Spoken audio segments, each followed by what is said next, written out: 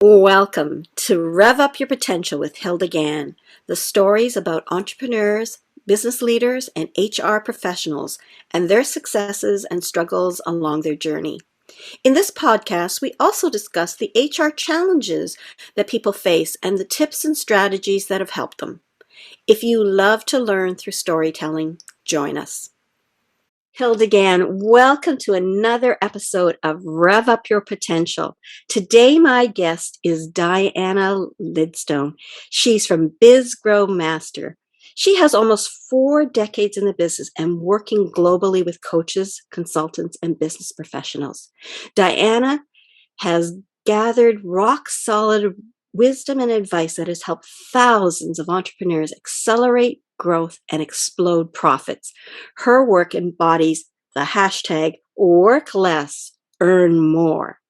As the creator of the Grow Meter and the Grow Equation Calculator, and as a best-selling author of Shift into Rich, Navigate the 9 Roadblocks to Small Business Success, Diana's signature, the Grow Equation, transforms frazzled, overworked business owners into profitable, overjoyed CEOs. Her new podcast, the Grow Equation Business Podcast, contains tips, strategies, and interviews to help you grow your profits, your free time, and your joy. Diana and her husband love boating in the Thousand Islands in Canada, and she's often found walking her dog and drinking champagne, though not at the same time. Welcome, Diana. Thank you for joining me today on our Rev Up Your Potential podcast. Thank you, Hilda. It's a pleasure to be here. I'm listening to that bio and I'm going, who the heck is this lady? And that's how often happens when we have to write our bio and then we hear about it. Really? I did all that? Yeah, exactly. Very, very impressive. Very impressive. Glad for you to be here. Awesome. I can't wait to have a conversation with you today. Well, thank you, Diana. Let's get started. One of the things I want you to share is, what are some of those key pivotal successes in that amazing bio journey that you've had? Well, I'm not going to go back to all the 40 years, but because that would be too, overwhelming to listen to. But certainly, I think, some of the successes that I've had and some of the pivots. I remember when I started my coaching business, my coach at the time, this is when we were on the telephone, right? We weren't live like we are here. And she said, Diana, as a business coach, you really have to differentiate yourself and you have to do something different that others aren't doing. I went, okay. So I'm the good student and I'm just listening and kind of nodding. And she says, yeah, I think you should host your own live events. And I'm kind of scratching my head, my own what? She goes, yeah, rent a hotel room and get 50 to 100 women there, speak for the day, teach them some stuff. And that's how you're going to differentiate your stuff because nobody else was doing that in the Montreal area at the time. Mm-hmm. And I went, okay, if my coach is telling me that's what I need to do. I was not a speaker. I had no idea how I was going to do that. And then she says to me on the phone, okay, get out your calendar and let's pick a date. Well, yeah, exactly.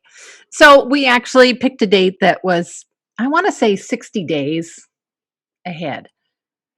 And it was in the fall, that I remember. And that was the beginning of me hosting over 15 live events for women entrepreneurs twice a year in not only Montreal, but I also did it in Ottawa and Kingston. And that would have been early enough before the flood of the market right now. You can get one almost every week if you wanted to attend, right? Exactly. Mm-hmm. And it wasn't because we didn't use the internet the same way. I'm talking, this was back in, 2015. Mm-hmm. And, people didn't do the online kind of stuff that we do since the pandemic. Yeah. And so it really was at the time quite a differentiator. So, yeah. It's always finding what is being a pioneer and getting there so that when everybody else is starting up, you're already a name, a known entity in that space. Yeah, and I think it's doing it even though, you don't know how. So I said yes to something that I didn't know how to do, but I mean, geez, I had a coach. It was her job to tell me how to do it, right? Even though I didn't have the support staff, but it was seeing that there was an opportunity there and to be bold enough to step into that opportunity. So, yeah. I think that's valuable lessons, right? Sometimes you just need to start and you need to do it and you need to have enough confidence in yourself or a coach that will prod you or combination to get it done, right? And then Yeah. it's not so bad after all. It's when you get into a routine of doing it becomes more and more it becomes easier and you become more and more confident in that space. So Yeah, and I remember stepping on the stage that first day and, my boots literally were shaking, my legs were shaking we started at 9, by 10:30 I was like my energy was spent and my coach goes, "It's okay. It's okay. You're doing a great job. You're doing a great job." It was like kind of borrowing the confidence from her. yeah. And then she said, "You don't see all those women out there in the crowd? None of them are standing on the stage and speaking like you. Mhm. So, take that as a bit of courage." Cool. What a thank you for sharing that story because I think we all have that kind of should I, shouldn't I, and how do I feel, and are the butterflies flying in formation yet or not? On the other side, what are some of those pivotal maybe struggles? Can you share one of those that will also kind of help our my listeners to say, hey, I see that. Yeah, that happened to me too, and I'm stronger for it. Yeah, I mean, I think that today most people have, held a webinar that nobody showed up, or what else? I remember one of the first telesummits. So think back to telesummits, and I think I had 50 people register, and I thought this was absolutely amazing. And again, my coach says, "Well, 50 people registers, which means maybe half will show up the first day, and of that sort of 25, then the next day maybe half again and half again." Well, what I didn't realize was when I planned this telesummit, because I think it was over a couple of days. Um, so this was in Montreal, and if anybody knows Montreal, we are big hockey fans. The Montreal Canadiens was playing in the finals on the day of my telesummit. You couldn't have predicted that. But then again, you go, what? So hardly anybody showed up. But the thing was that what did I learn from that occasion, right? What did I learn? What could I do better? Yeah. Etc. And so I learned that, numbers don't really matter. Those people who are meant to be there are going to be there. I've even done that more recently. I've held workshops, sort of virtual workshops. And I was really disappointed that I only got half a dozen people in it. Well, one of those eventually signed on to be a private coach with me. Again, the right people were in the right room at the right time. Yeah. Yeah. And we all start somewhere. We all start with Yes. an idea and get going. I remember during COVID, I went to bed when they said, "Okay, everybody's got to, only essential workers." And I thought, "Okay, fine. I'll just, I'll spend time now putting together templates of things that I've been meaning to do." And then I woke up the next morning and said, "Wait a minute, I'm an HR expert. Everybody's going to have to try to figure out how are they going to manage their staff? Are they going to lay off? What are they going to do?" So that day, I went with my team and they said, "Okay, we need to help everybody. We're going to start webinars. And we did 2 webinars a week for 5 weeks. And Yep. then one a week by the end of from March to December, there are 30 webinars on my website that help people about managing people. You don't need to be in COVID to think about, how do you motivate your staff? How do you, create mindfulness? How do you manage depression? So 30 different topics. And it started with this, I'm going to go to sleep and I'm going to work on templates, right? You Yeah, just go with the flow and you do what you need to do. for sure, for sure. And I think again that shows, you saw the opportunity instead of sitting in what Yeah. I call maybe your itty bitty shitty committee who is telling you, oh, woe is me, there's no business out there, and you flipped it around and yeah, for sure. Good one. Was there anything unexpected in your journey that you want to share with people? Again, I think, like most entrepreneurs, hindsight's 2020, right? We look back. Mhm. I think one of the big things that I learned is people will come to you when they're ready. So what I mean by that is, as I said, for many years, I held these live events. I hosted over 15 of them. This year, so I haven't hosted a live event since November 2019. Mhm. This year, somebody reached out to me to work with me privately who had been at a live event probably 3 years ago. Wow. Wow. See, But you they're resonated with ready. them and they Yeah, they knew you'd be a fit for when they're ready, right? yeah, Yeah. yeah. And I think that's the thing is for entrepreneurs, for business owners who are looking to attract clients or magnetize clients, you've got to find that way that you personally resonate with them. And so for me, it's being live, whether it's Mhm. live, like I'll do a lot of Facebook lives, I'll do videos or whatever, but it's the energy. And some people do it better in written, some people do it better, in other formats, but you've got to find that thing that works for you. You have this magnetic draw. When Oh, you talk, there you have the right confidence and the right emphasis on what you say that draws people to listen. And I can see how you would develop trust quickly with people. In some ways, I'm like you. I do well live because people know they connect with you in some way, and then that's your right tribe. And you're right, you never know. It's not now. You shouldn't be looking for a connection and a sale now. You should be looking for connecting with people. And yeah. when the time is right and they need you and you need them, you're going to reach out to somebody. Could be 2 years later, Oh, could be, 6 months later, right? yeah. I did that yesterday or the other day. So another story is that I don't do a lot of networking anymore. But I have a client who's a lawyer and she's part of a BNI and they do VNIs or, Business Network International are doing a lot of their networking in the morning virtually. So she happens to be in Cornwall, but she's part of a BNI in Toronto. And she said, I can't go. Would you step in and be my substitute?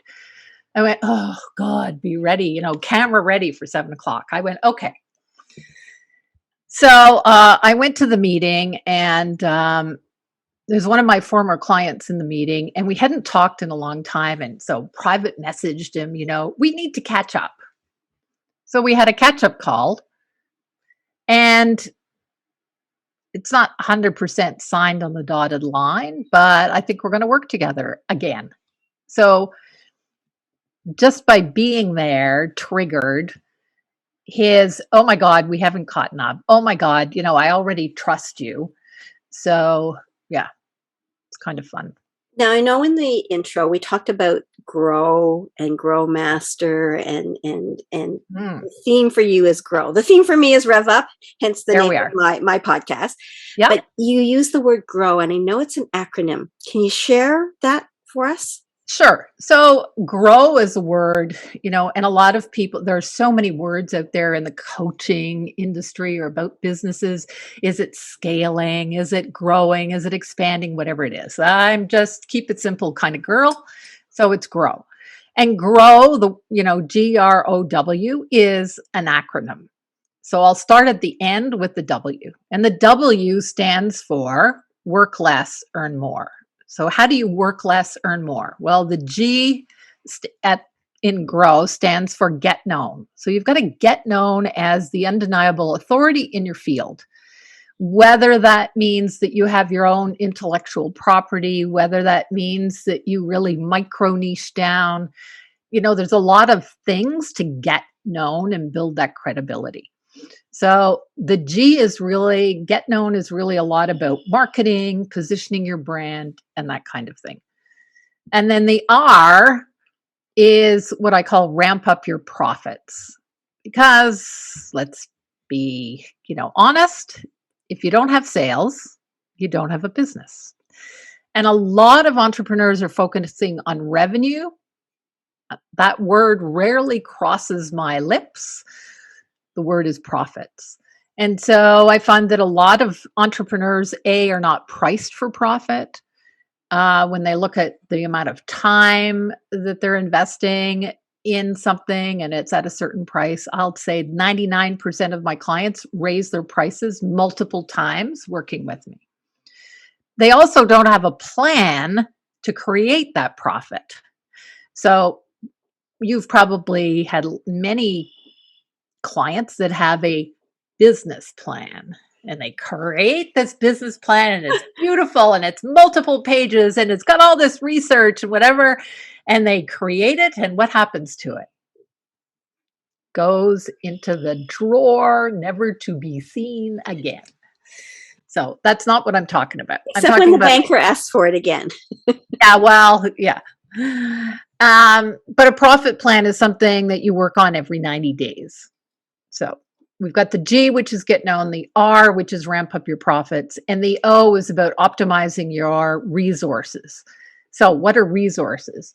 Resources are your team. Resources are you as the CEO of your business. Resources are your systems. Could be your website, your email, your CRM, all those types of things. So that's what the O stands for. So if you take the G plus the R plus the O equals W, and that is the grow equation. And for those who are just listening to our podcast, just before we started the session, Diana wrote on her flip chart, work less, next line, earn more. Yeah. Which is that W in her grow concept. So thank you for sharing that. I know you have a podcast and you share ideas, tips, and strategies to really help people. What's the one piece of advice that you would give to other entrepreneurs that might help them the most in their career or their business in this case? Yeah, I think for entrepreneurs are a creative bunch. We like creating things. And so we can easily get distracted, and we create one offer and we go, we launch it out there and it sort of worked. So maybe it didn't work that well. So guess what? I'll create another offer. Or I'll create that offer and then a client comes along and you go, well, I'm just going to customize that offer for this particular client. And so we overcomplicate our businesses. And, I say I'm a simple country girl at heart. And I live by the KISS principle, which is keep it simple, silly. The more that you can simplify your business, you will be positioned to grow, scale, expand, whatever it is you want. It'll be so much easier. If you don't simplify your business, you simply magnify the complications and the overwhelm that you're already sitting in. So thanks for sharing that. What about yourself, your younger self? What piece of advice might you have given your younger self, knowing what you know now, where you are at your career? What advice would you share? I think probably one of the biggest things would, as part of the simplify process, because I've, been there, done that, made it complicated, had multiple offers, didn't need it. I call it the magic rule of one. And I say you need to, micro niche down to one area. Need to figure out what is the one problem you're going to solve. Create one offer to solve that problem and decide how you're going to get known, like what sort of platform is it going to be, live, written, that you're going to get out there, and then decide on one social media platform. Because let's just take social media. First of all, most of my clients who are growing to $1 million, 7 figures, don't even use social media. Impressive. They don't use social media. And if they do, it's all organic. You don't always need to have social media if you are niche down and you know exactly where you can find your target audience. And I think, as a younger self, I heard all this, but I didn't really believe it. Right? How about whoa, that resonated, eh? Thanks for sharing that. Yeah. Well, it's true, because we all go, but. We have all these buts in our head. Yeah. And really, it's about how are you building your reputation? Because people out there can only remember so much about you. Yep. Yep. So one thing. What is the one thing? Yeah, and I think that's so hard to do. I mentored a women's group a few years back, and every month this person kept coming with these, like, I never knew what her core business was, because every month there was a new business stream. Yeah. And you cannot divide yourself so thin. And it's because somebody said, hey, let's talk about this. And then they're into that and that. So it's just crazy. Yeah. So part of my show is really talking about human resources. That's my area of expertise, work culture, and really helping people with their HR headaches. What are some of the things that you have experienced in terms of some of those struggles for HR? What would you say is the top 1 or 2 things that I think are that, concerns? for myself, well, first of all, most business owners struggle with delegation and setting boundaries. So I'll take those 2. So delegating, but one of the first things I learned to delegate was to a bookkeeper. The second thing was my VA. Now, the third thing is, because I have a podcast, I have a podcast production team.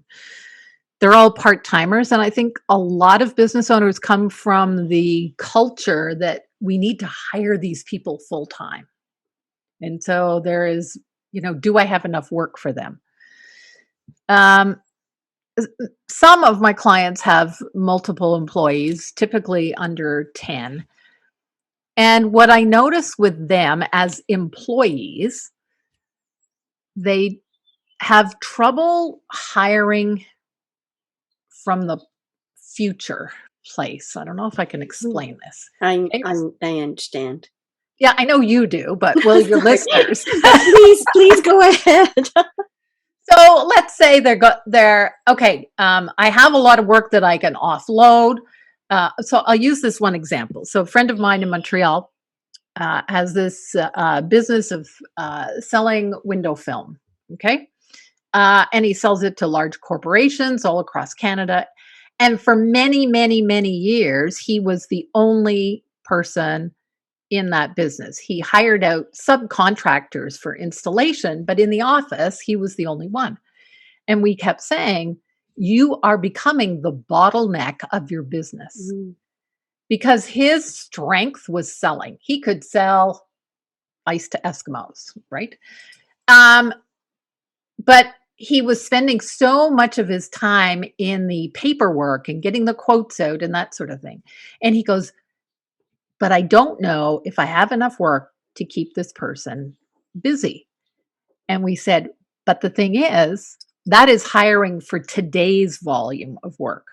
You need to hire for what you can generate in 6 months or a year. If you had how much time, so the question we had for him, it was a mastermind question we had for him was, how much time do you spend doing the paperwork, the quotes, and that sort of thing? And he said, well, probably 50% of his time. I said, okay, if you spent that 50% of your time not doing the admin part, but were selling, imagine where your business could go. Oh, The light bulb went on. yeah. I I think hiring for future is also looking at potential. Mm-hmm. That's the P in my rev up process, tap Yeah. into people's potential. And I remember bringing somebody on who was going to be hiring for a mat leave for an admin assistant. But when I looked at her resume and I looked at her and interviewed her, I knew she was going to be our future office manager. I saw that potential of my future, of our company, and I saw the potential of her role. And she went on to become our office manager. We merged and were acquired, and she retired as our office manager. So she was with the company for like 15 years. That's what, is thinking about future, not Yeah. just hiring for today. And I think it's also about putting the right people in the right jobs, right? Exactly. What are their strengths and where can those strengths be used? Exactly. It's Yeah. exactly looking at for people's uniqueness, Yes. and looking at uniqueness, meaning what are those passion and strengths? What Yeah. can they do in 5 minutes, which would take me 2 hours to do? And they'd love to do it. This is what we're Exactly. looking for. This is how you really create, a win-win situation. You have very impressive experience, and you've shared a lot with us today. What's the legacy that you would like to leave? Like, why are you doing what you do? Because I know you Mm, do it passionately. So I what is do. that legacy? What is that legacy? Uh, and I love that question. I think it's a great question. I'll go back to I owned a retail store at one time and became part of the local what did they call it? Business association. And when I started my retail store, I knew nothing about retail. So that's typically how Diana starts a business. I know nothing about it, but there's an opportunity, so in we go. But There's your fearless, creative personality coming yeah. through. But what I saw were so many people starting businesses and in business who failed. Mm, yeah.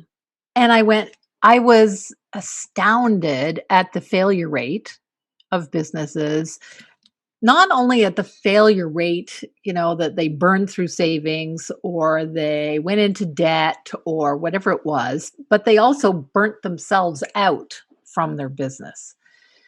And that's kind of what drives me because there is so much information out there today about growing a profitable, sustainable business, but you have to be open to that. You have to think like a business person. So I think one of the things is that with the internet today, it's really easy to get into business, right? There's no big, well, let's say I take my retail store. I bought a building and I bought inventory and I had to hire people. There was a big financial commitment. Let's say coaching, we'll take that as an industry. There's not a big financial commitment to get into that. And I think people think I'm just going to be a good coach or an excellent coach, and that is going to bring me clients. But I say business is like two sides of a coin. You've got that expertise on one side of the coin. The other side of the coin is the business of business. Mm-hmm. And I think Mm-hmm. that's where I see too many people fail. And that's what really drives me and makes me passionate about helping entrepreneurs build sustainably profitable businesses. Thank you. Yeah. I think we all have this great idea, and sometimes people think it's easy, but you Mm. do have to think like a business person. I often say one of my benefits as a human resources professional is because my husband and I grew, an engineering business to 125 people.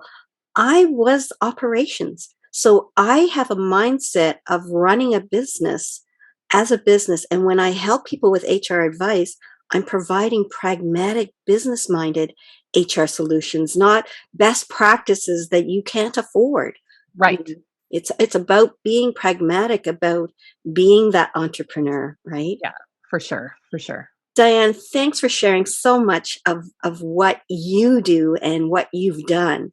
What are you up to now, and how do people get a hold of you? Ah, so what I'm up to now is working as little as I can and earning as much as I can. Surprise, A surprise. W in grow. Well, my husband retired about 2 years ago, and so he wanted me to retire, and I said no. And one of the things that I did was I cut out my group programs and only work privately with individuals. Um, and so that's what I'm up to now. Where can people get a hold of me? I have a website where I try to focus everything on that website, and it's very complicated name that people can't remember. DianaLidstone.com. Cool, cool. Well, we'll make sure to put that in the show notes so people can get a hold of you. I've really enjoyed having you as a guest. I think you've come up with so many gems that people can learn from, and if they want to really, tap into your abilities, your experience to help them in their business. If you're truly passionate about growing your business, and maybe your skill sets isn't so much on the business side, Diana's a wealth of knowledge. So I would encourage people to go to her simple website and look her up, dianalidstone.com. Thank you, Diana, for being here today. Thank you, Hilda. It's been so much fun. It just flies right by, doesn't it? For those of you who have spent the time to listen, give us a thumbs up if you really enjoyed the session. And be prepared to subscribe and join us for more exciting businesses and HR leaders and entrepreneurs. I really love people who've got great stories, and we're all unique. We all have potential, so we all have great stories. So join us for a future episode of Rev Up Your Potential. Thanks, everybody. Thank you for tuning in to Rev Up Your Potential with Hilda Gann. Be sure to like, comment, and subscribe to our podcast on YouTube and Spotify to stay up to date on our latest episodes. For HR tips, news, and strategies, or if you're interested in being a guest on our podcast, visit our website at peoplebrightconsulting.com.